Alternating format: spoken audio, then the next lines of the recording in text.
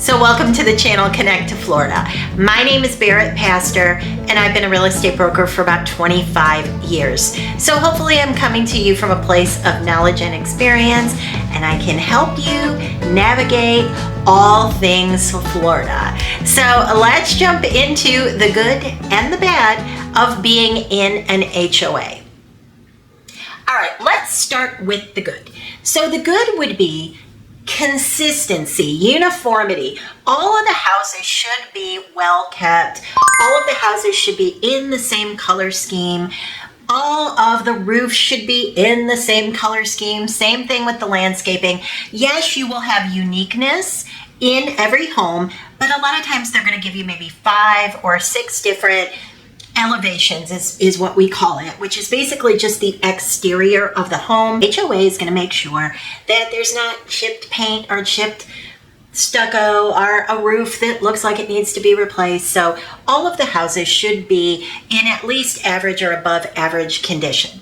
You also will have uniformity among the houses. So usually in an HOA, you're given maybe 5 or 6 different choices of paint colors, or maybe you might have siding or stucco or whatever it may be. 5 or 6 of those, and then the same thing on roofs. So you don't tend to get wild color choices where you want your home to be neutral and then your neighbor goes crazy with purples and greens and it devalues your home.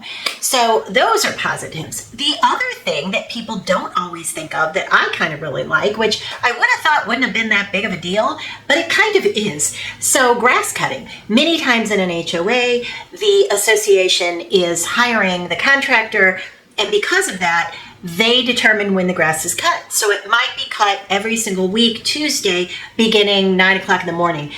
If you've ever lived in Florida outside of an HOA or within one where everyone can cut their own grass and hire their own contractor, you might be out at your pool and every single day you hear somebody doing their landscaping for 1 to 3 hours, depending on what they're doing.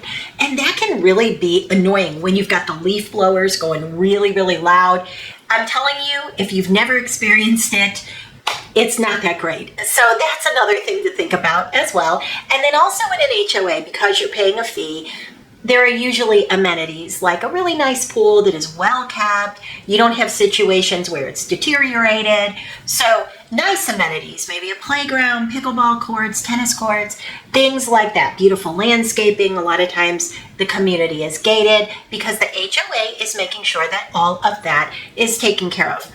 Also with an HOA, they have rules and regulations, and all of them have rules that are a little bit different, but almost every single one of them is going to have a background check that every person that lives within that HOA has to pass. Now, for some people, that gives them a sense of security that they themselves and also all of their neighbors had to pass a background check. And generally speaking, I get this question all the time, what are they looking for? They're usually looking for felonies. So if you have a felony, you might have trouble getting in an HOA, even if it's from 25 years ago. They are pretty strict about that, and they will go back and look. Some HOAs even will ask you for bank references. So all of them have different rules and regulations, and depending on the one you're trying to buy into, you're kind of at the mercy of what their rules are. So you definitely want to look those over and make sure that you're okay with them before you start giving out all your personal information.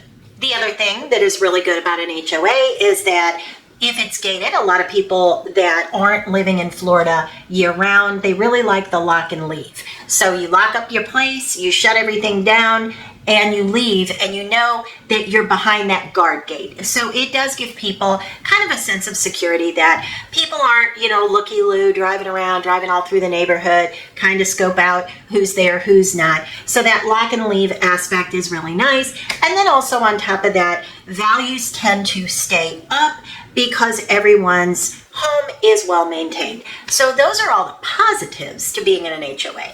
Now, let's talk about the negatives. All right, so the negatives really are the exact flip of the same thing that are positive. So what do I mean by that? Uniformity, what we talked about.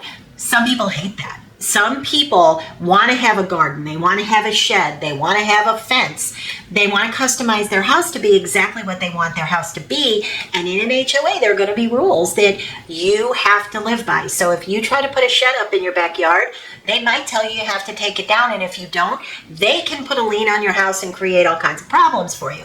Same thing with a fence. There are a lot of people that move here to Florida from up north, and they've got dogs. And some HOAs won't allow more than one dog. Some of them won't allow certain breeds of dogs. So sometimes your pup can't come along with you. And if they can, you can't let them run within your backyard in a fence. The amenities, again, for some people, that's awesome. For other people, they bought a house that has a pool in the backyard and that's all they're worried about. They want a nice pool to swim year round in sunny Florida, and they don't want to pay for the pool up at the community center. They're never going to go up there. They're not going to go to the dances. They're not going to play pickleball. They're not going to play tennis. So they don't want to pay $400 a month or whatever the fee may be for the usage of those amenities. And I get asked this all the time. There is no such thing as, I don't want to be part of that, I'm not going to pay for it. If you buy in the community, you have to pay for those things. And if they decide to upgrade those things, then you have to pay for that as well. Then also you have the gate. Some people lose their mind at the gate. If you've ever been kind of driving around Southwest Florida, especially in the area where I live, which is in that Estero area, so that's going to be a little bit south of Sarasota, north of Naples. So if you drive around there, a lot of the area is gated because there are a lot of golf course communities.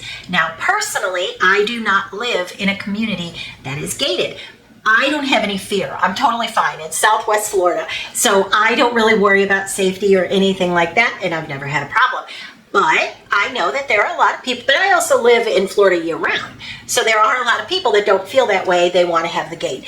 That gate can be so strict that you as a homeowner have trouble getting in your own house. Your guests might have trouble getting to see you because if you forget to put them on your guest list, and then the guard has to call you and say, hey, Bill Smith is at the front. Did you call him in? We don't have him here. He doesn't have his driver's license with him. So I even had that once. I did for a brief amount of time when we were moving. I rented in a community that was in an HOA in Naples that was gated. My own mother went crazy because she could not come in to visit me, and she called me from her cell phone and said, I'm locked out of the gate. They won't let me in. So that can kind of be a little bit sticky when the protection is supposed to be for the people that are paying for it, but sometimes it's the people paying for it that get locked out of their own community. And then the big number one thing that makes people crazy about these HOAs is that they don't want anyone telling them what to do. I have heard stories that I'll just give you a few. So I can think of one in downtown Naples that has a rule in their rules and regulations that says that women cannot wear heavy perfume in common areas. Absolutely says that. Read it with my own eyes.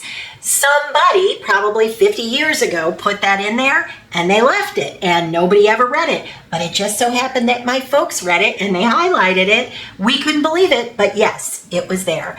I've also heard a story of someone who was remodeling their bathroom, just doing some minor changes to it, doing a little bit of paint and tile. And as it turned out, their contractor ended up having to take the toilet out because I don't know what happened. Something went wrong and they had to replace it.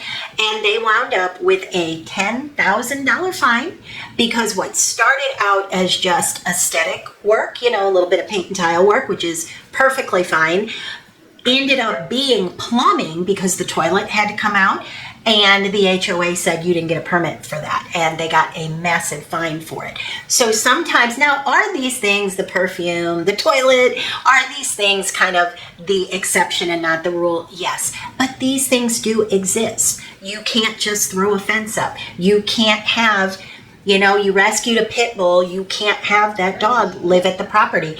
Many times There are rules against gardens. There are many things that you're not allowed to do in an HOA, and most of Southwest Florida is within an HOA. Not every single community, but there are many that are. So what can you do about that? Well, as I mentioned, I live in a community that's not gated. We do have an HOA, but it's not super strict. You know, we can have as many dogs as we want. We can put fences up.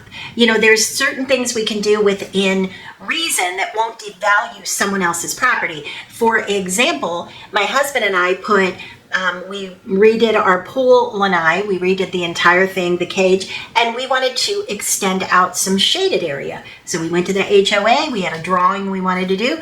No problem. He said, as long as you're not affecting anyone else's property, then you're fine. So those are the kind of HOAs that I like, because you know that you have the sense of community within the HOA, that nobody is going to, you know, park a car in the front yard or some craziness, which does happen in those non-HOA communities. So a small HOA where you have some rules, but they're not super strict rules, I think that that is the happy medium to look for. And many times, whenever I talk to my buyers, people that are moving into the area that have not lived here before, we always talk about that.